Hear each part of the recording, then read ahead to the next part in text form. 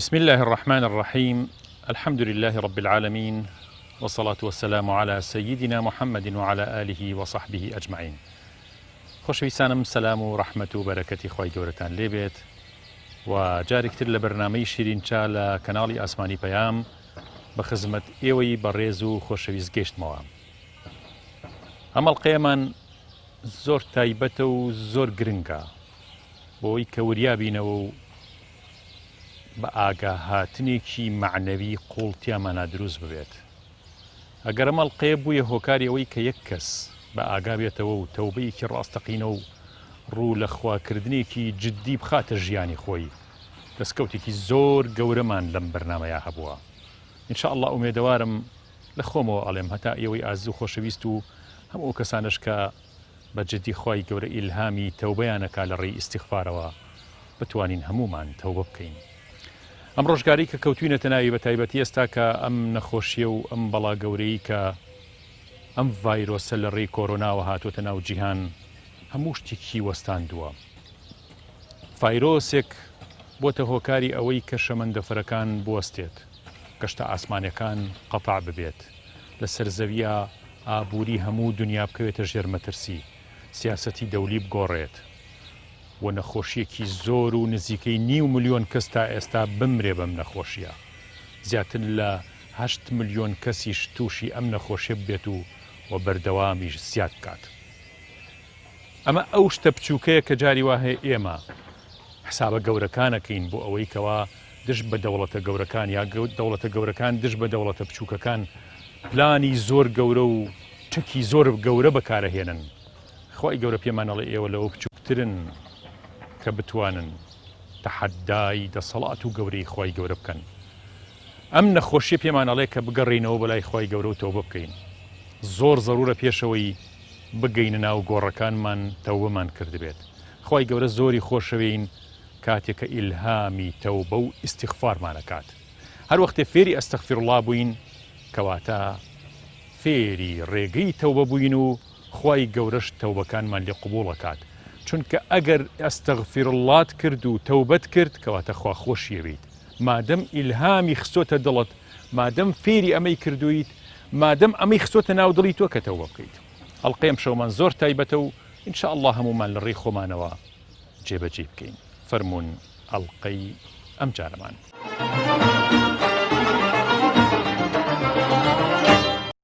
ئینسان ئەگەر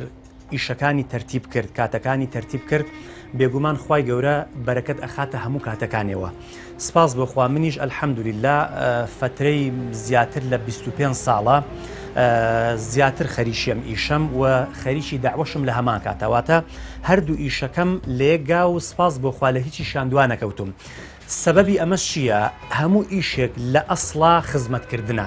ئەم ئیشەی کە من ئەیکەم خزمەتە بە بەشێک لە ژیانی خەڵک کە مەسەلەی چاکردنەوەی سیارە و کوشن و گاعی و هەتا دواییە، مەسەلەی داوە و بانگەواز و نووسینی کتێب و وتار و یعنی ئەم بابەتەی کە ئەچێتە ژێر چەتری بانگەوازەوە بە شێوە گشتەکەی خزمەتکردنە بە لایەنی دینی، لایەنی قیامەتی، لایەنی ڕۆحی خەڵک. بۆی ئەلحەمدولیلا توانیومە تەنسیقێکی باش هەم لە بینی خزمەتکردنی ژیانی خەڵک بە ئیشەکەم بکەم و ژیانی قیامەتی خەڵکیشکەم بە مەسەلەی بانگەواز و بە مەسەلەی داوە. لە ڕۆژگاری ئێستاە ئەوەنەی کە تەڵەبیات لەسەر کتێبە زیاتر بابەتی تەوبەکردنە. شکر بەخوای گەورەیانی کۆمەڵە ئەوانەی کە دێشن ئێستاگە زیاتر گەنجن بۆ گەڕانەوە وەلای خی گەورە بۆ تەوبەکردن. بەڕاستی شتێکی زەرورە، یان کۆمەڵێک کەس دێن ینی زیاتر بابەتەکان بابەتی تەوبەکردنە، بابەتی ئەو کتێبانە داوا ئەکەن کە بەسەرهاتی پێغەمبەرانە، بەسەرهاتی سەحابەکانە، بەسەرهاتی ئەو کاتەی پێغەمبەر صلی الله علیه و سلم کە سەحابەکان مسلمان بوون. ینی زیاتر ئەو بابەتانەیە داوا ئەکرێ و تەڵەبیاتی زۆر لەسەرە. لەم ڕۆژەیە چەند زەرورە ئێمە تەوبە بکەین کەیتر ئەو بەڵاو موسیبەتانە و نەخۆشیە ئەو شتانی کە هاتووە بە سەرمانە بەڕاستی بیرمانەخاتەوە کە بگەڕێنەوە بەلای خۆ، بیرمانەخاتەوە ئیستیغفار ئەستەغفیرڵڵا زۆر بکەین. خۆی لە ڕاستیە تەوبەکردن یعنی یەکەم مەرحەلەی گەڕانەوەی بۆ لای خوای گەورە یعنی هەموو شتێک بە تەوبەکردن خوای گەورە لێی خۆشە بێ هەر وەکو پێغەمبەر صلی الله علیه و سلم فەرمێ ئەگەر هەر دەرد و هەر بەڵایەک ڕووی لە ئومەتەکەم کرد ئیلا بە یەک شێوە چارەسەر ئەکرێ ئەگەر هەرچەنە ئەو شتە قورس بێت چەندێک گران بێ بە تەوبەکردن و گەڕانەوە بۆ لای خوای گەورە مستحیلە حل ئەبێت و چارەسەر ئەکرێ ئیلا هەر نەخۆشیەک ینی بەتایبەت لە ئێسای ئەم نەخۆشی کۆرۆنا هەیە ینی خۆپاراستن یەکەم چۆن بڵێن خۆپاراستن شتێکی باشە بەڵام گەڕانەوە بۆ لای خوای گەورە دوعاکردن نزاکردن استیغفار ینی شتێکی زۆر زەرورە و خوای گەورە ئینشاءڵڵا لێمانی قبوڵ کا و لێمانی وەرگرێ و ئەم نەخۆشی و دەرد و بەڵایە لەسەرمان لابە و لەسەر ئومەتی بەتایبەتی کورد و مسلمان لابە ئینشاءڵڵا ڕۆژانە کە ئێمە دوکانیا کە ئێمە بۆ ئێرەت ئیتر زیکرەکانە خوێنم ئەستەغفیرڵڵا بعنی زیکرەکان بەعام زیاتر هەستەکەی چەند زیکرەکەی بەوە چونکە ئینسان ڕۆژانە کە خۆی فێر کرد ئەزانەیە کە بەو جیهازە فێری ژمارەیە کە بێ حەزەکە بیگەێنێتەوە ئەو ژمارە هەموو ڕۆژ بۆ نمونە ئەستەغفیرڵڵا ڕۆژی 1000 جار زیاتر یعنی لە 1000 جار زیاتر ئەوانەی کەش 500 یعنی لە 100 کەمتر نییە زیکرەکانی کە بەڵام ئەستەغفیرڵڵا لە 1000 زیاتر ڕۆژانە ئەنی جەناب لێراوەکو ئیش و کارێک دانیشتویت لە هەمان کاتیشا زیکری خوای گەوراکەیت چەندێ دڵخۆشی بە هەردووکە زۆر دڵخۆشم بە تایبەت زیکرەکە زۆر زانی ئەگەر کاتێک هەستەکەم ناڕەحەتیەک هەیە لە دڵمایان بێتاقەتێک بەڵێ هەشتێک لە دڵما بێ ئەو زیکرە بکەم یەکسەر مرتاحەبم یعنی وا ڕەحاتم یەکسەر ئەزام کە بۆ زیکرە مرتاحەبم ئەگەر سەیری خۆت کرد بێ ژیانی خودیایەکی تر یان نمونەیەک لە بەردەما بێت بیناسیت کە بەهۆی زیکری خواوە بەهۆی ئەستەغفیرڵڵاوە ناڕەحەتیەک مشکلەیەک شتێکی بەسەر هاتبێ و لاچوو بێت نمونەیەکی وەلایە وەکو نمونە ئێستا بزەبت لە یادم نیە بەڵام بیستومە ئەو شتە کە هەبوو یعنی زیکردکردن ئەو خەفەت و شتێک لە کۆڵ بردوێتەوە من خۆم وام یعنی هەشتێک لە دڵما بێ هەر مشکلێک ئەو زیکرە بکەم نامێنێ گەڕانەوە بۆ لای خۆی گەورە لە ڕۆژە سەختەکانی ژیانە ئینسان خۆشبەختەکە و ئەمەلی پێبەخشێت و تۆ هێزێکی معنەوی لە ڕۆح و دڵ و هەستا دروستە بێت کەوا ئەوە واد لێەکە کەوا هەز بە ئارامی بکەس بە خۆشبەختی بکەیت لەبەرەوە ئەستەغفیرڵڵاش هەم بۆ مرۆڤەکان گوناهەکانیان لە بە پاکیان ئەکاتەوانەیە هەم بۆ ئەوەی کەوا ڕزق و ڕۆزی و خێر و بەرەکەت ئەبێ چونکە خوای گەورە لە قورئانە فەرمێ فەقولت استەغفروا ربکم إنه كان غفارا يرسل السماء عليكم مدرارا هەتاکو ئاخری ئاەتەکە چوار شتە جا لەبەرەوە گەر ئێمە لەم کاتانە بگەڕێنەوە بۆ لای خوای گەورە بەتایبەتی لە شەو نوێژەکانمانە ئەوانەیە کە نەخۆشن یعنی ئیمامی غەزالی ئەڵێ من یەکێ لەو شتانێکەوە ڕزگاری کردم دوای فەرزەکان شەو نوێژەکانم بوو و هەمیشەش لە شەو نوێژەکانمە ناوی 25 برامەیەنا کە کێشەیان هەبووە نەخۆش بوونەوەنە لەبەرەوە ئەستەغفیرڵڵا شتێکی زۆر باشە ئێمە بە تایبەتی لە ئێوارانە لە سەحەری بەیانیانە لەو کاتانێکەوە خەڵک خەوتویان لەو کاتانێکەوە خەڵک ئاگادار نییە ئەستەغفیرڵڵا بکەین خوای گەورە ئینشاءڵڵا ئەم زڕوفە ئەم ناخۆشیێکە بە سەرمانە هاتووە لابێ ئینشاءڵڵا و ئەم ڤایرۆسە و هەموو نەخۆشیەکان و هەمویان مەخلوقاتی خوای گەورەن ئەگەر ئەستەغفیرڵڵا و گەڕانەوە بۆ لای خوا هەبێت پەیوەندی من و مەخلوقاتەکانی تر لەگەڵ خوای گەورە پەیوەندیەکی جوان و باش بێت ئەو کاتە دنیا خۆشترە بێت بۆمان ئینشاءڵڵا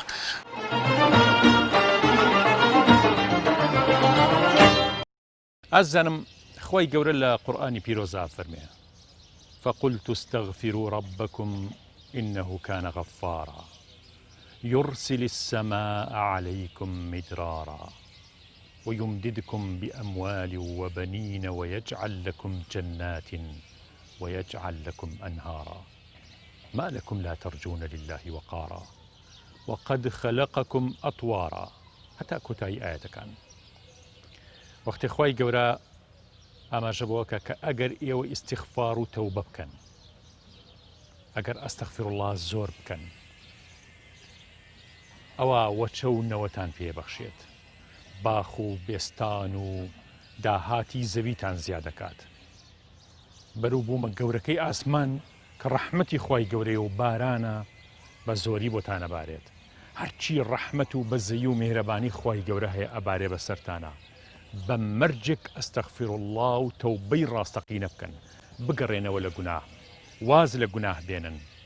بێجگە لەو ئەجر و پاداشتە گەورەی لە ئەنجامی ئەم کردەوە چاکانە و لە ئەنجامی ئەستەغفر الله و لە نەتیجەی تەوبەکردنێکی ڕاستەقینە لە قیامەتا دەستانەکەوێت. بەروبوومەکانی ئیستیغفار و تەوبەکردن و گەڕانەوە بۆ لای خوا زۆر زۆرە ئازیزانم. ئەگەر ئەمانەوێت دەرگای ئەم بەڵاو ناڕەحەتی و ناخۆشی و تەنگە نەفەسی و تەنگە ژیانیەی کە تووشمان هاتووە کەم بێتەوە با ئەستەغفر الله بکەین. ئێمە پرۆژەیەکی خەیری گەورەمان هەیە لەم بەرنامەیە، حەڵقەیەکی زیکرمان هەیە، زۆر جار لە بەرنامەی شیرین چام ئاماژە بە کۆمەڵی پرۆژەی گەورە ئەکەین کە جێبەجێ بکەین. ئێستا کە تۆ بینەری ئەم بەرنامەی ئەم شەوی ئێمەی یاخود دەستت هەیە لە بڵاوکردنەوەی ئەم ئەڵقەیە و ئەتەوێ یاخود ناوەڕۆکی ئەڵقەیە کە ئیستیغفارە بڵاویەکەیتەوە، ئەبیت یەکێک لە بانگخوازە خێرەکان کە وەختی ئەم پرۆژە و ئەم مەشروعی ئێمە بڵاوەکەیتەوە. لەم مانگەیە بتوانین ئازانم هەمومان ئەم مانگە تەرخان کرد لە ئەمڕۆ کە گوێبیستیم بەرنامەیە بوویت دەستکە بە ئەستەغفر الله ڕۆژانە 3300 تا 400 جار ئەستەغفر الله بکەم. ئەستەغفر الله ئەستەغفر الله ئەستەغفر الله ئەستەغفر الله. پێش ئەوە تەوبەیەکی ڕاستەقینە بکەم. بڵێ خوای گیان لە بینی خۆم و خۆتا ڕەنگە لە نەتیجەی ئەم پرۆژەیە 1000 کەس، 10,000 کەس، 5 کەس، 1 کەس ئەم عەدەدانە لای ئێمە نیە، لای خوایە. پێویستیش ناکا لای ئێمە بێت، وە گرنگیش نییە بیڵێین، وە گرنگیش نییە زۆری و کەمی لای خوا. إن الله لا ينظر إلى صوركم ولا إلى أجسامكم ولكن ينظر إلى قلوبكم لا فرمديكتشتا وأعمالكم. کردەوەکان حکمەیە لەسەر ئێمە، لای خوا ژمارە و عەدەد و قەرەباڵغی و زۆری و کەمی دەوری نییە، چکە لە قیامەتە جاری وهەیە پێغەمبەرێک خوا عەزیەتی پێغەمبەرێکەدا ئەینێرێتە سەر ئەرز تووشی سزا و مەینەتی و کوشتن و بڕین و ناڕەحەتیە بێتەوە، یەک کەس دوایەکەوێت.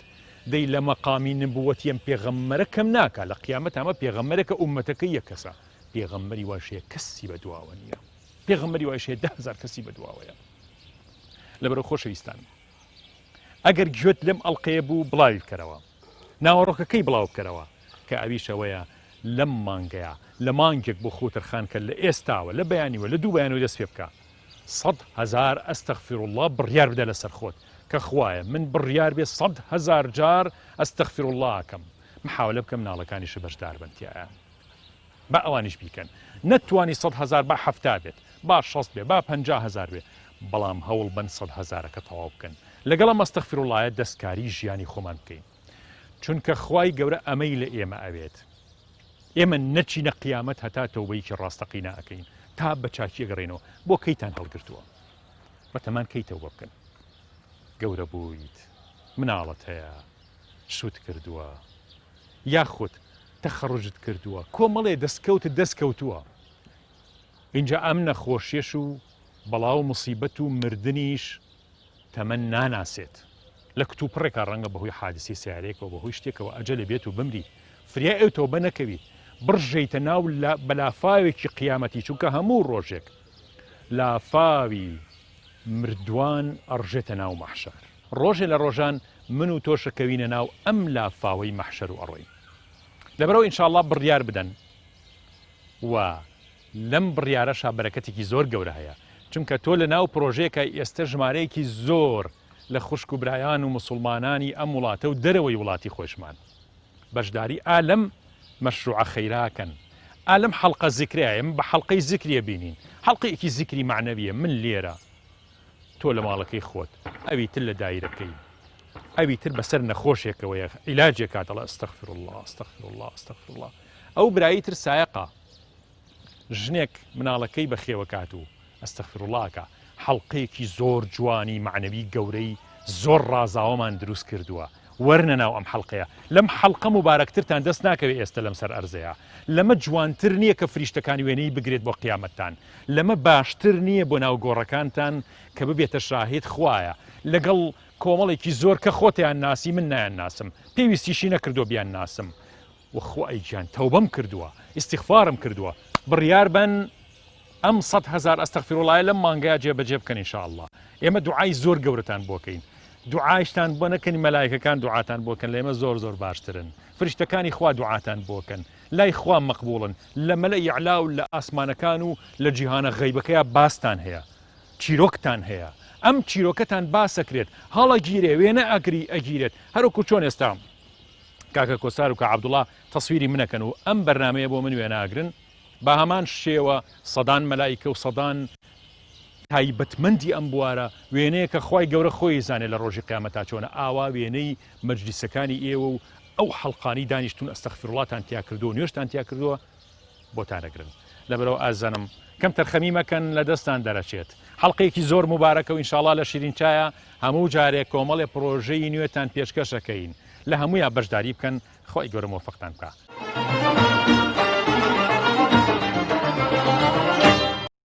مەسلەی زیکری خوا مەسلەی ئەستەغفیرڵڵا مەسلەی یادی خوا کە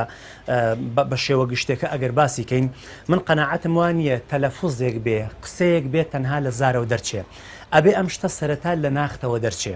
یادی خوا هەر ئەوە نیە تۆ ڕۆژانە مەسەلەن ڕێژەیەک لە سوبحانەڵڵا ڕێژەیەک لە ئەلحەمدولیلا ڕێژەیەک لە ئەڵڵاهو ئەکبەر هەتا دوایی ڕاستە ئەمە عەمەلیە ئیشەکەیە بەڵام لەمە گرنگتر ئەوەیە تۆ دایمی خوا دڵ ڕەبت بێ بەخواوە و دایمی خوا خوای گەورەت بیر بێ چونکە بەڕاستی لە هەموو جێگەیەک لە هەموو شوێنێکا کە ئینسان ئەیکا ئەتوانێت باشترین ذاکیر بێ باشترین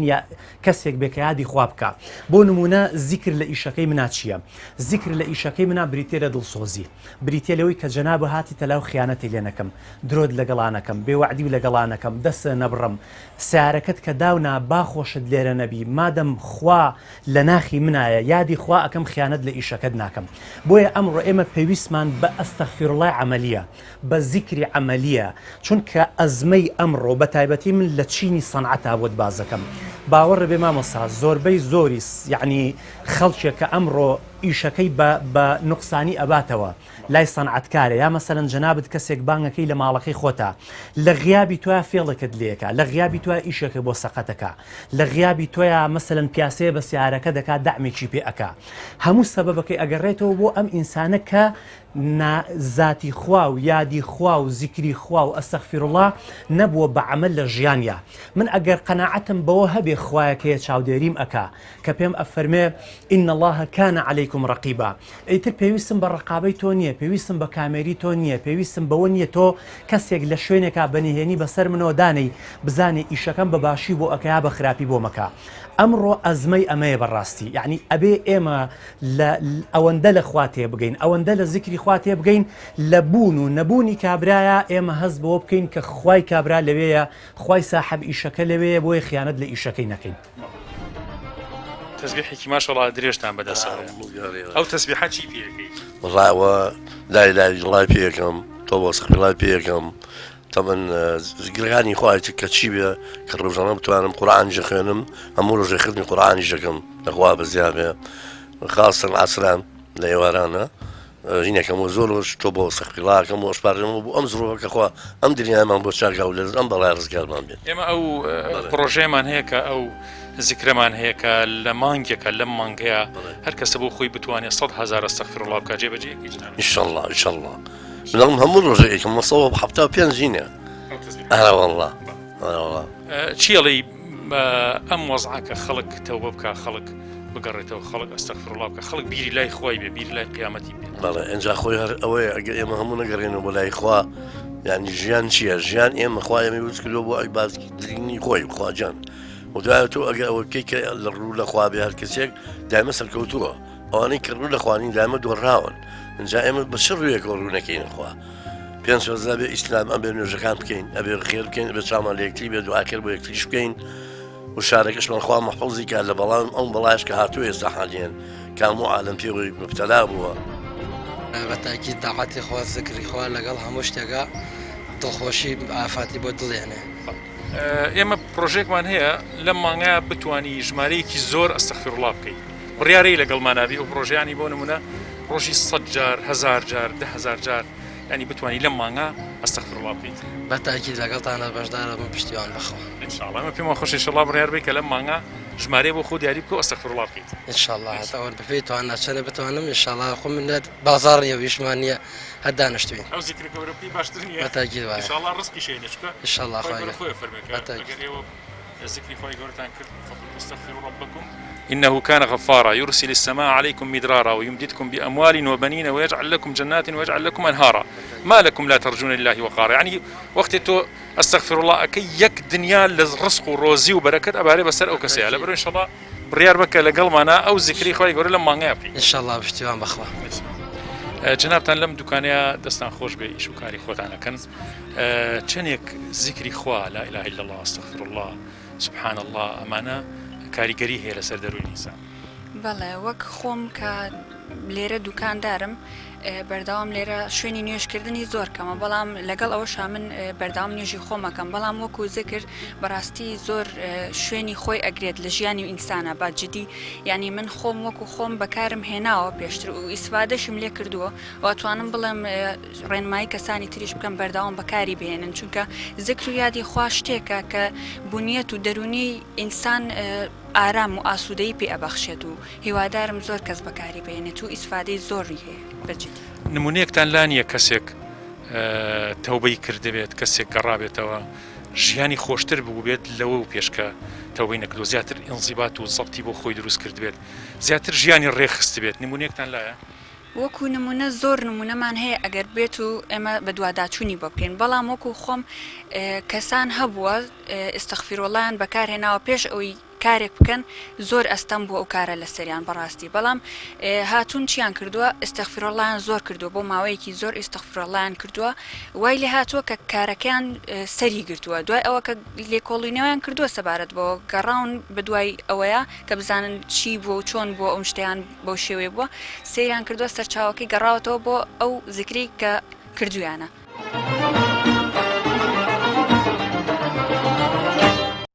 پیغمبر صلى الله عليه وسلم فرمي اتق الله حيثما كنت وأتبع السيئة الحسنة تمحها وخالق الناس بخلق حسن. لهر شوێنە کابوویت لە خواترسی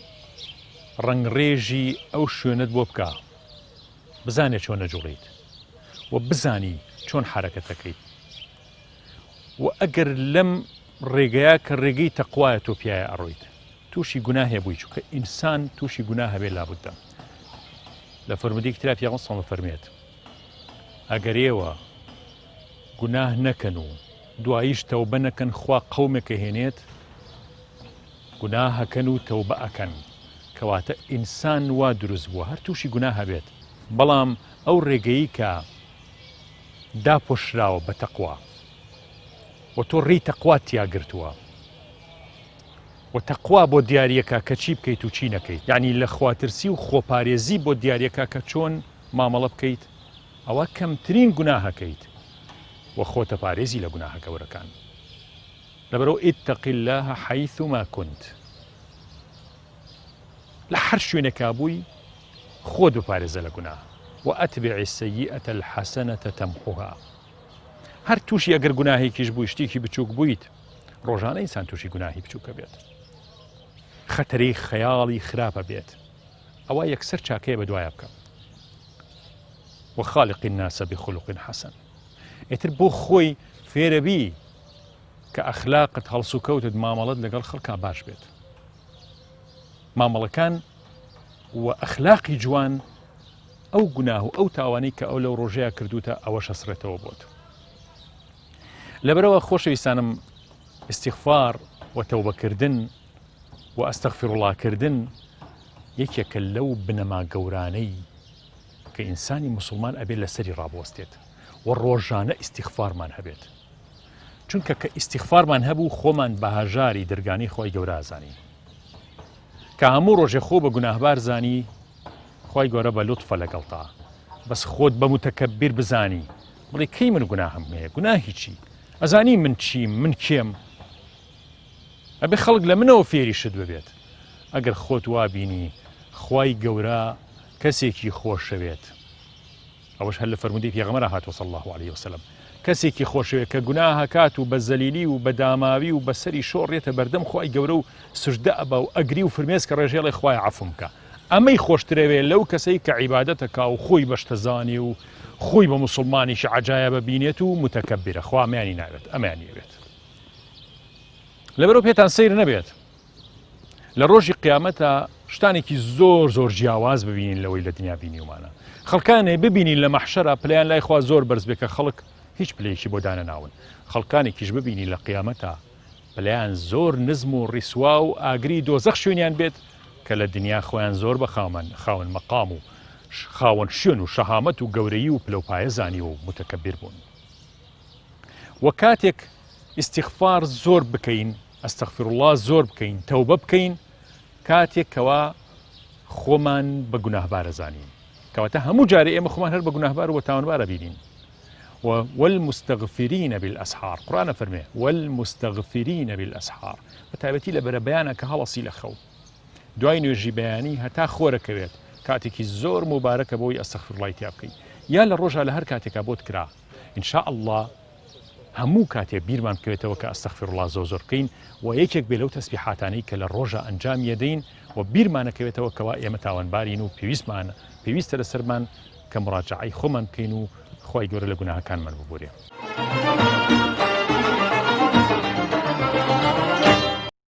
ئەم دنیا پڕێتە لە چیرۆکی ئەو کەسانی کە تەوبەیان کردووە چونکە زۆرێک لەو خەڵکە خۆ بەم شێوازێکە ئێستا ئەلحەمدوللا ئەچێ بۆ مزگەوت و ئەهلی مزگەوتە بەو شێوازە دیندار نەبووە ئیلا ئەگەر خێرێکی تیا بوو بێ خوای گەورە بە بۆنەی مردنی کەسێکەوە بە بۆنەی نەخۆشیەکەوە بە بۆنەی حادیسەیەکەوە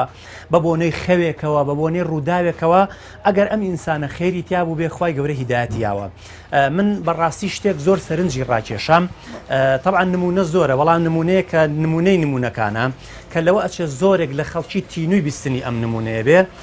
پیاوێک هەیە جەنابتان هەموو ئاگادارن محەممەد عریفی شتێکی زۆر جوان بازەکە ئەڵێ ڕۆژێک گەنجێک هاتە لام ئەمەی بۆ باسکردم کە ئەمە درێژەی تەوبەکردنەکەی خۆیەتی ئەڵێ گەنجێک بوو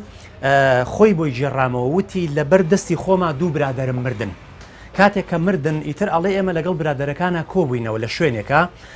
باسی ئەوەمان کردوتماندەی کاکە ئێمە چەند ساڵە بێدینی و خراپەکاری و ئەوەی بە مێشکی ئینسانە هاتووە ئێمە ممارەسەمان کردووە ئەوەی بە عەقڵی ئینسان و بە ئیشتیهای ئینسانە هاتووە ئێمە لە ژیانی خۆمان ناکردومانە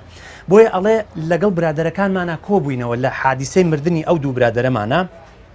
وتمان وەرن بایتر لەمە دووە ئێمە پڕبووینەوە با لەمە دووە دینێک ممارەسەکەین وتیان دەی باشە ئیسلام ممارەسە ئەکەین وتم کاکە ئیسلام بە کەڵک نایە هەموو ئیلتیزاماتە ئەڵێ مەخۆرەوە ئەڵێ قمار مەکە ئەڵێ بە شوێن ئافرەتە ئەمەڕۆ هەتا دوایی وتی ئیسلاممان پێ قورس بوو ئیسلاممان ممارەسە نەکرد وتیان مەسیحی وتم دەی مەسیحی وتی دەی سەلیبمان کردە ملمان و چوین هەموو یەکشەمەیەک ئەوی ئێمە ئەڕۆشین بۆ کەنیسە هەموو یەکشەمانێک ئەوی ئەچین بۆ کەنیسە ئەو خەڵکێکە ئەهاو بە حسابی خۆیان لە یەکشەمانە تەوبەیان ئەکرد و ئەگەڕانەوە ئەو من دواتر موعیدم لێ وەرەگرتن تعارفم لەگەڵا ئەکردن دواتر حەشیشە و تلیاکم پێ ئەفرۆشتن یعنی ئەوەندە خراپ بوو ئەم کابرایە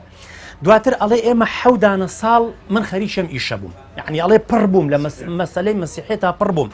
دواتر ئەڵێ کابرای قەشەی کەنیسەکە پێی زانیم وتی ئەی هاوار ئەمە تۆ چیت بڕۆ سەر دینە کۆنەکەی خۆت ئەڵێ لە کەنیسە دەریان کردم اینجا ئەڵێ وردە لە ڕێی ڕەفیقی خراپ و خوێندنەوە ئەمانەوە کەوتم بەسەر ئەوەی بووم بە شەیتان پەرست ئەڵێ دەی 2 ساڵیش مەسەلەی شەیتان پەرستیم هین کرد محەممەد عەریفی ئەڵێ پێم وت باشە تخوا پێم بڵێ چیتان ئەکرد لە مەسەلەی شەیتان پەرستیات چۆن ممارەسەی عیبادەتتانە کرد بە حسابی خۆتان ئەڵێ کۆمەڵی کەلیمەی کفری پێوتم بە ڕەحمەت لە دایک و باوکە وسکت بە قوربانە تەواوی مەکە ئەڵێ دەی ئەمە هەمووشی لە پێناوی چی ئەمان کرد لە پێناوی ئەوەی کە ئاسوودە بین چونکە شتێک لە ناخی ئینسانە دایمی خوا بەرەو ئەوە ڕاو ئەکێشێ هەنگاو بەرەو ئەوە پێ ئەنێ کە تۆ ئاسوودەکە بەڵام ئاسوودەی حەقیقی ئەلا بذیکری الله تطمئن القلوب بەڵام زۆر کەس ئەم ڕێگەیە نادۆزێتەوە وردە ئەڵێ لەمەش پڕ بووم بێزار بووم اینجا ئەڵێ دەسمایە سحر ئەڕۆشتم بۆ لای مامۆستا لە وڵات فێری سحرم کە لە ئەنجامە بۆیە زۆر درێژەی پێنەین لە ئەنجامە ئەڵێ 4-5 نەفەرمان کۆبووینەوە تقریبا نزیکی ڕەمەزانی ساڵێکیان بوو بڕیارمانە لە 4 ڕەمەزانی ئەو ساڵەیە خۆمان ئینتیحارکەین چونکە لە هەموو شتێک پڕ بووین یعنی مەسیحێتمان تاقی کردەوە سحرمان تاقی کردەوە شەیتان پەرستیمان تاقی کردەوە کوفر و ئیلحاد هەموو شتێکمان تاقی کردەوە ئەڵێ بڕیارمانە لە 4 ئەو ڕەمەزانەیە شێوازی ئینتیحارەکەشمان چۆن بێ بە سیارەیەک لە ڕێگەیەکی سەریعە بڕۆین بە جۆرە سیارەکەمان وەرژێڕین بە یەکجار هەمومان تیا بچین ئەڵێ قەدەری خواوا بوو یەکەم ڕۆژی ڕەمەزان هاو طبعا ئەڵێ باوکم پیاوێکی زۆر ئیماندار و زۆر مسلمان دایکم خوشکم برام کەس و کارم بەس منی تیابووم ئاوام بێ ئەڵێ باوکم میوانێکی هێنایەوە ئیفتاری بۆ کردبەوە کە ئیفتاری بۆ کردبەوە باوکم مەیزانیم چمەڵچیەکەم پێی نەئەوتم هەسە ڕۆڵە نوێژەکە و بکە با بچین بۆ مزگەوت ئەڵێ باوکم ئیفتاری کردەوە و چوو بۆ مزگەوت بۆ نوێژی مەغریب ئەڵێ میوانەکەمان وتی کاکە هەسە با بچین نوێژەکەمان کەین وتی منی شوێم کاکە نوێژێکی من نوێژ ناکەم من کافرم من ملحیدم من جوولەکەم من مەسیحی من شەیتان پەرستم من هەموو شتێکم وتی هەرچیەکی ببە هەسە با بچین نوێژەکەمان کە ئەڵێ زۆری الحاحی لێ کردم ئەڵێ دواتر ئەوەنەی پێوتم تووڕە بووم لێی وتی کابرا زۆر هێمن بوو وتی دەستی گرت وتی با بچین بۆ مزگەوت تی پێم و بابە وەڵڵا سوورەتی فاتیحاشم لەبەر نییە وتی قەینا کێشەنی هەسە با بچین بۆ مزگەوت وتی بڕیارم ما کە مامۆسا دەستی کرد بە نوێش کە ڕۆشتە سوژدە لە سوژدەکەیان ڕاکەم لە سوژدەیان ڕاکەم بۆیە کەس دەمبینێ ئەڵێ سوبحان الله کە لەگەڵ دەستی کرد بە نوێش دوای سوورەتی فاتیحا کە خوێنی ئەیوو هەستم بە دڵم ئەکرد ئەها شۆڕشێک لە ناخما دروست بووە کەسێک چۆن ئاها ڕاوەشاندنێک لە دڵمایەڵێ دواتر کە سوورەتی فاتیحای تەواو کرد گەشتە کۆتایی سوورەتی مؤمنون کە خوای گەورە ئەفەرمێ ئەفەحەسیبتم ئەنەما خەلقناکم عەبەثە وئەنەکم ئیلەینا لا تورجعون ئەڵێ ئەم ئاەتە و ئاەتەکانی دوایی کە خوێنی اینجا دواتر باسی ئەوە کە فتەعالە الله المەلیک الحەق ئەو خوای کە مەلیکە کە حەقا کە هەموو شتێکی بەدەسە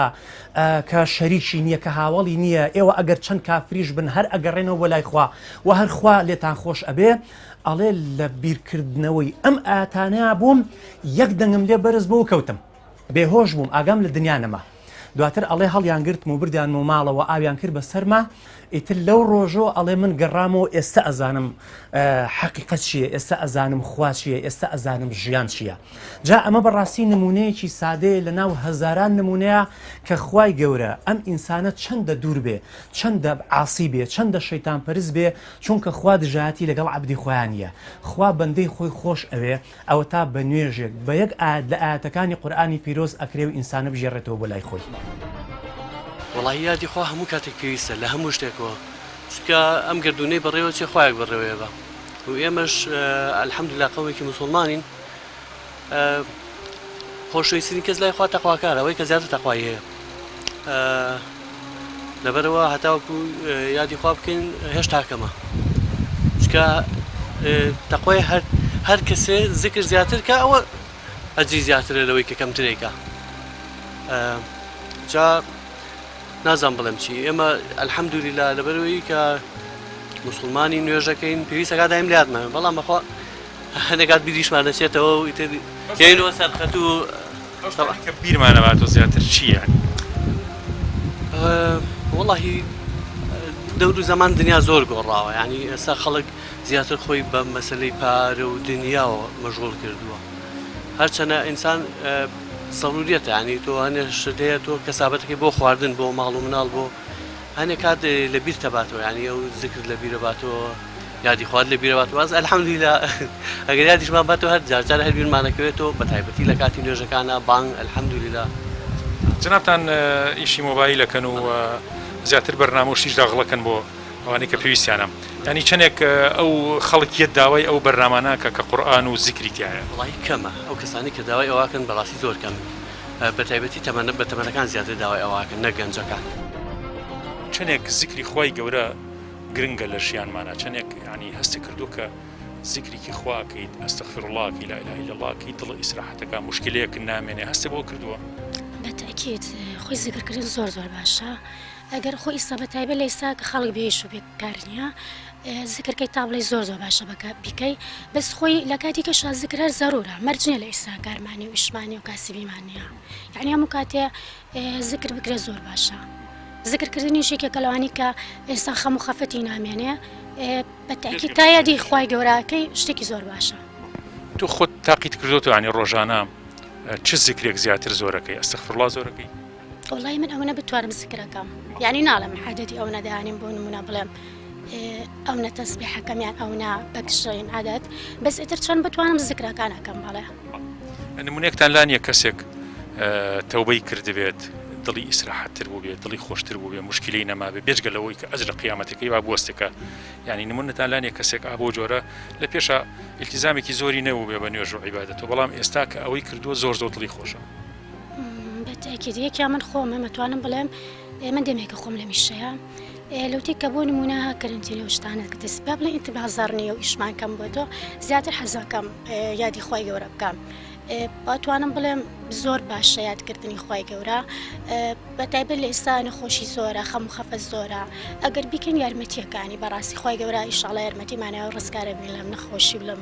نامەتی کە ڕوبەڕووی ئەم وڵاتە بۆ تۆ بەڕاستی ئێمە ئەم هینا ئەبینی لای جنابێت ئەم ئالەتەکە بۆ ژماردنی تەسبیحاتە بۆ ئەستەغفر الله سبحان الله کان کە چەند هەزارەکەیت ئەمە زۆر خەڵقی بات ئەمە بە تایبەتی چەند نوعەتێکی هەیە بە هەر شێوەیەک دروست کراوە بەڵام زیاتر چۆن بڵین خەڵک زۆر داوای ئەکا بە حکمی ئەوەی بۆ زیکردکردن بەکارێ بۆ ئیستیغفار بەکار وەکو تەسبیحێک بەکاردێ و بە شێوەیەکی ئاسانتر دروست کراوە لە تەسبیحاتەکە خەڵک زۆر داوای ئەکا و بۆ ئیستیغفارکردن و تەسبیحکردن پێی ئێمە پرۆژەیەکمان هەیە پرۆژەیە بریتێلەوەی لەم مانگەیە بتوانی زۆرترین ئەستەغفر الله بکەیت ئێمە 100,000 ئەستەغفر الله مادانا و هەر کەسێ بتوانێت خۆی بیکات ئینشاءالله بڕیارەی ژمارەیەک لەو ئەستەغفر الله نەبکەی ئەگەر نەیژگەیتە 100,000 بەسەر چاو ئینشاءالله ئەم پرۆژێش بڵاو بکەنەوە کە 100,000 ئەستەغفر الله بەڵکو خۆی گەورە ئینشاءالله یەکەم تەوبەمان لێ قبول کات چکە هەر کەسێ ئیلهامی ئەستەغفر الله بکرێت ئینشاءالله ئەو ئیلهامی تەوبە کراوە تەوبەی بۆ ئاسان کراوە ئینشاءالله بەسەر چاو ئینشاءالله 100,000 زیاتریش ئەبێ ڕۆژانە 100 ملیۆنیش ئەبێ ئینشاءالله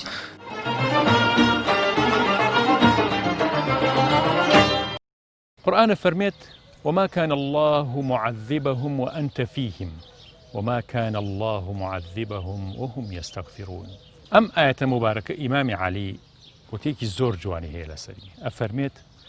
أم آية دو أماني تيايا صمامي أمان يعني دو باريزري بو إيمتيايا إيش أنا ويك أخوي قراء أفرمي أي محمد هتا تو لناو أمتك يا بيت خوا عذابی گەورە بۆ ئومەتی ئیسلام نانێرێت وە کاتێک کە پێ سەڵام وفاتی کرد ئەمانێکیان نەما بەڵام ئەمانێک ماوە کە ئەویش وما كان الله معذبهم وهم يستغفرون حتا وەکو ئومەتەکەش دوای تۆ ئەگەر ئەستەغفر اللهیان زۆر کرد تەوبەیان زۆر کرد زۆر گەڕانەوە بۆ لای خوا و دوای گوناه یەکسەر پەشیمان بوونەوە خۆیان بە گەورە نەزانی ڕوویان لە ئیلحاد و بێدینی و فەساد و گوناه و شەهوەت و کورسی پەرستی نەکرد خوای گەورە عەزابی گەورەیان بۆ نانێرێت ئێستا خۆشەویستان ئەمانی یەکەممان نەماوە پێغەمبەری خوا صلی الله علیه و ناومان نەماوە وفاتی کردووە ئەمانی دووهەم بریتێ لە ئیستیغفار و ئەستەغفر الله با ئەستەغفر الله زۆر بکەین با زوو بگەڕێنەوە با تەسبیحات و عیبادەتمان باش بێت با بەو جۆرە بکە خوای گەورە لێمان قبوڵەکات نەک بەو جۆرەی کە نەفسی خۆمان ئەیەوێت نەفس قەت ئەستەغفر اللهی ناوێت نەفس حەزی لە تەسبیحات و لە نوێژ و لە خشوعی ناو نوێژ نییە نەفس پێتەڵێ ئەمانە کاتی نییە و کاتی نەماوە خەبێ خەریکی شتی تر بین ئەمە هەمووی نەفس و شەهوەت و ئارەزوو دنیاویستیە و هیچ فەلسەفەیەکی ئیمانداری و دینداری لەم مەسەلەیان نییە لەبەرەوە ئاگامان لێبێ شەیطان نەمان خەڵەتێنێ بنچینەی دینەکەمان عیبادەتە نوێژە ڕۆژووە زەکاتە و حەجە حەڵاڵخۆری و پاکی و ئەو پاکیە کە تۆ معاشەکە چۆن وەرەگریت یەکێک لە هەرە مشکلە گەورەکانی ئێستای کوردستان ئێمە حرامخۆریەکان میلەتی وێران کردووە ئازانم ئەوەیە کە خەڵک گوێ نایەتێ هەر پارەیەک وەرەگرێ هەر پارە قەبەیەکی زۆر وەرەگرێ بە خەیاڵیان نایە چەنەکە هەر بن دیوارەکە بینی سەیرەکەی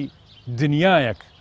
خەڵکی تایە کە معاشی ساختە و معاشی درۆینە و معاشی حرام وەرەگرێت لە کاتێکی شاکەوە باکی لەوە نیە لە کاتێکە گیرفانەکەی پڕ لە حرام و مەعیدەی پڕ لە حرام و بە حرام گەورە ئەبێت و بەڕاستی ئەو حرامە دنیا و ئاخرەتی لێ وێرانەکات و ماڵ و مناڵیشی وێرانەکات لەبەرەوە ئەگەر ئێمە باکمان لە حەڵاڵ و حرامەکان نەبێت ئەواتیا ئاچین ئەگەر ئیستیغفار نەکەین ئەم حەساسیەتەمان بۆ دروست نابێت ئەم وریایی و یەقظەتەمان بۆ دروست نابێت کە ئاگامان لە حەڵاڵ و حرام بێت کە بنچینەی دینداریمان ئەگەر ویستان مسلمانە بناسن مسلمانێکی باشە یاخود مسلمانێکی باش نییە سیرکن بزانن مەسەلەی حەڵاڵ و حرامی چۆنەتیایە ئەگەر لەوا سقوتی کرد بە تەواوی ساقطە ئازانم کەوتووە ئەگەر لە مەسەلەی حەڵاڵ و حرام خواردنە باش بوو ئەوە ئەم پیاوە دینی باشە چکە بەڕاستی لەم مەسەلەیە تاقیە بیتەوەکەوە دیندارێکی ڕاستی یا دیندارێکی ڕاستی لەبەرەوە خۆشەویستان ئیستیغفار زۆر بکەین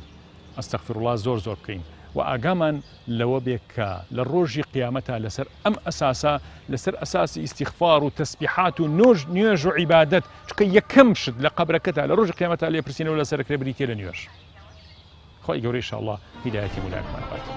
جاری وا بۆ کەسێک زۆر عاسی بووە، زۆر خراپەکار بووە، حتا دواپلەکانی خراپەکاری سەیرەکەی لە خەویە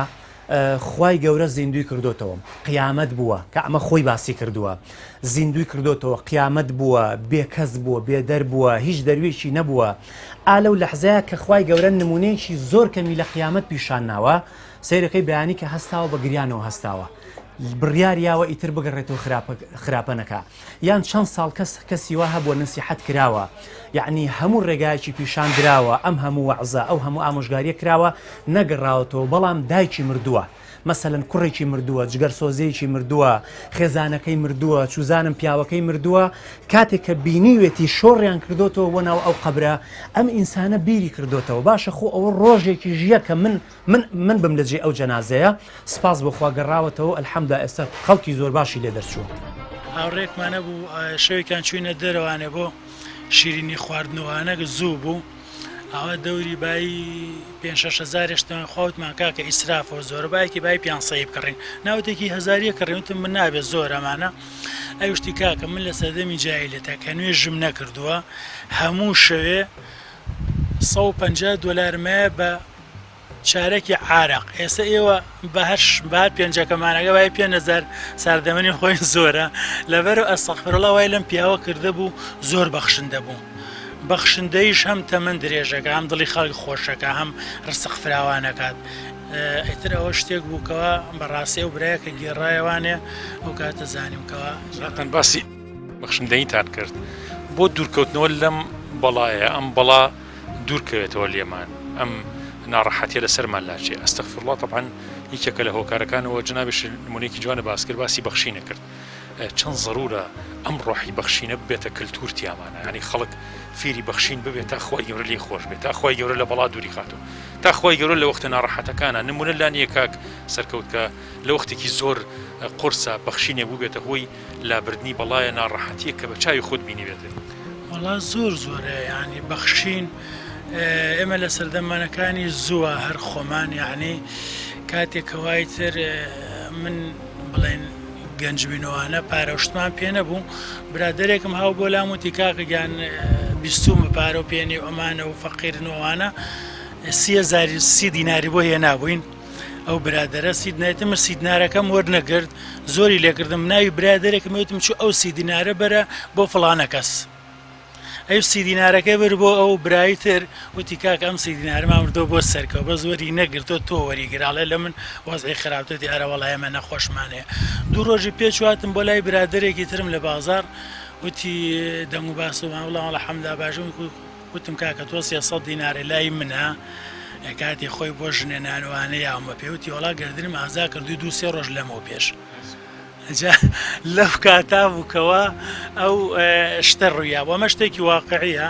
جا ئەو سازگان لەبەرەوە بەخشین زۆر مەهمە. هەر شتێکی تر بۆ بگەڕمەوانێ ئەڵێ پیاوێک ڕۆژێک خەی بە باوکی کەسێکەوە بینی بوو، ئەوی چوو بەلایوتی کاکە باوکت خەوم پێوە بینی و ئەمانە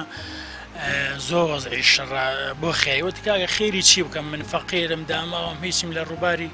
دیجلە جلە شۆم کاتی خۆی، ئەلە هەر شتێکی بۆ بکە. ئەویش 300 تڵاو هەڵەگرێکا بە خۆڵەکە و هەڵێ ئەوە خێر بۆ باوکم. وەڵا شەو خەوە بینێتە مەشاکە باوکی خێرێکی زۆری بۆ چێتەوە بۆ لای، هەڵێ وەڵاس 2-3 ماسی لەوێ هاتوونە قەراغی ئاوەکە و خەریب و ئەخنکانکەم ئاوەکەی کرد بە خۆڵەکە، ماسیەکان چوونە ناو ئاوەکە و زین و بوونەوەن ئەو خۆی گەورە کردی ئەی بە کەفارەتی باوکی. ئەو بەخشینانە زۆر زۆرە. ئوستازێمە لە دوکانین، خەڵک زۆریە بۆ لامان، خەڵکی زۆر فەقیر یعنیە بۆ لامان، خەڵکی زۆر فەقیرە بۆ لامان، یعنی ئەم ڕەمەزانە خوشکێکا و وتی پێویستم بە 10,000. وتم بۆ چیتە 10,000؟ وتی وەڵڵی 3 ڕۆژە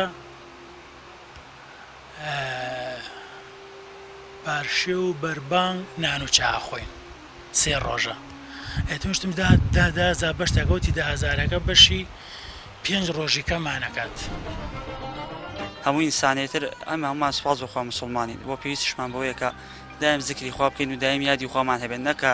لە کاتێکا ئێمە بکەوینە تنگانە و تەنگە ژێری و ئەو کاتە بیری خوامان بکەوێتەوە هەموو ئینسانە پێویستە هەموو ڕۆژانە زیکری خوا بکات و یادی خوا بکاتەوە ئێستا هەندێک کاتی ژێ ئینسان بۆمە لەم کاتی کەم وەزی کۆرۆنا ئەم بابەتانە هەیە لەم کاتەیە بیری خوا ئەکەوێتەوە دەسەکا بە زیکر و ئەستەغفیر الله و نوێژ و تاعەت و ئەمانە بەڵام کاتێکە کەوتە خۆشی و ئیتر کێشی دنیا و بەڵێ بیری ئەچێتەوە زیکری خوای لایە دەچێت پێویستە هەموو ئینسانی دایم زیکری خوا بکات و دایم یادی خوای لایە ینی ئێستا جناب شتێکی جوانە ئاماژە پێ کرد کە جاری وهەیە موسیبەتێ ناڕەحەتیەوە لێکە بگەڕێتەوە بەلای خوا ئێستا ئەم نەخۆشیە زۆر کەس ڕەنگە لەم نەخۆشیات بیری تەوبەی بکەوێتەوە بیری گەڕانەوە بەلای خۆی بکەوێتەوە لەبەرەوە هەندێک جار نەخۆشیەکان موسیبەتەکان لە ڕووی کترۆ ئیجابی و باشە بۆ ئێمە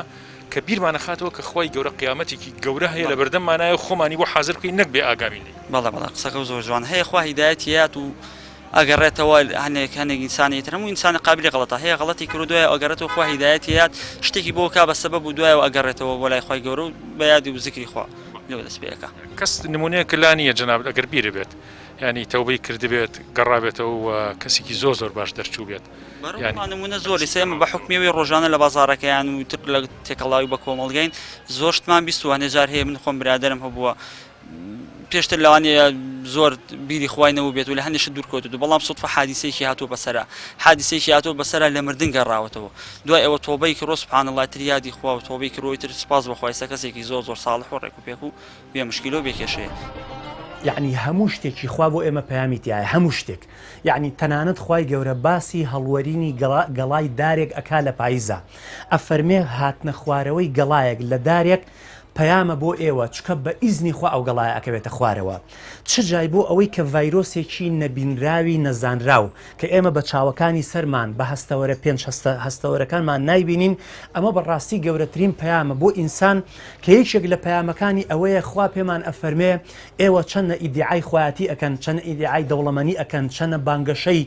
بەخوابوونی خۆتان ئەکەن وەکو فیرعون کە ئەیوب فەحەشەرە فەنادا فەقال ئەنا ڕەبوکم الأعلا بەڵام بە ڤایرۆسێکی پشکۆلە ئینسانەکانی گێڕایەوە حەجمی خۆی پێی وتن ئێوە خوانین ئێوە دەسەڵاتتان نییە ئێوە تواناکانتان سنووردارە دەسەڵاتەکانتان سنووردارە سیاسەتی دەولیتان ئەوەی کە ئێوە ئەیکەن و دنیای خەڵکتان پێ قات و قڕ کردووە دنیای خەڵکتان پێ برسی کردووە ئێوە ئەو خوانین کە خۆتان ئیدعاتان نەکرد ئەوە تا ئەگەر ویستی خواوە ما تەشاؤون ئیلا ئەن یەشاء الله ئەگەر من ویستم لێی بێ ئەتوانم ژیانی هەمووتان ڕاگرم جا بالمناسبە لە سوورەتی یوسفا کە سوورەتی یوسف بەڕاستی ئەحسەنە القەسەسە لە هەزاران ڕووەوە یەکێک لە ڕووەکانی ئەمەیە کە جەنابی ئاماژە پێ کرد کە ئاەتێکەیە لە سوورەتی یوسفا خوای گەورە ئەفەرمێ والله غالب على أمره ولكن أكثر الناس لا يعلمون کە سەید ڕەحمەتی خوای لێبێ ئەفەرمێ چەق و سەنتەری سوورەتی یوسفم ئاەتەیە واتە هەموو ڕووداوەکانی سوورەتی یوسف لەسەر ئەم چەقی ئاەتە ئەسوڕێتەوە خوای گەورە زاڵ و دەسەڵاتدارە بەسەر ئەمرەکانیە بەڵام ولكن أكثر الناس لا يعلمون زۆربەی زۆری خەڵک نایزانێ یعنی براکانی یوسف ویستیان هەموو شتێ بەرامبەر یوسف کەن بەڵام لە ئەنجاما ویستی خوا سەرکەوت بزانە بەشەریەت ویستیان چی بکەن لەم بەشەریەتە دەسەڵاتداران لەم بەشەریەتە ویستیان چی بکەن بەڵام خوا غالیبی ئەمرەکەیەتی خوا دەسەڵاتدارە بەسەریا بە ڤایرۆسێک هەموو مەعادلەکانی پێچەوانە کردەوە هەموو شتەکانی پێچەوانە کردەوە پەیامەکەش ئەوەیە کە ئینسان بگەڕێتەوە بۆ لای خوا بزانێ خوایەکەیە دەسەڵاتدارێکەیە شتەکان هەمووی بەدەستی ئەمە ئینسان بەڕاستی لە هەندێک شتا ڕاستە مخەیەرە بەڵام لە زۆربەی شتا مسەیەرە ئینسانەکان نابێ بە جۆرێک تەعاملکەن کە ئەنەما نەعوذ بالله شتەکان بەدەست ئەم نەخێر هەموو شتێک بەدەستی خوایە و هەموو شتەکان ئەگەر خواویستی لێ نەبێ ناڕوا بڕێیە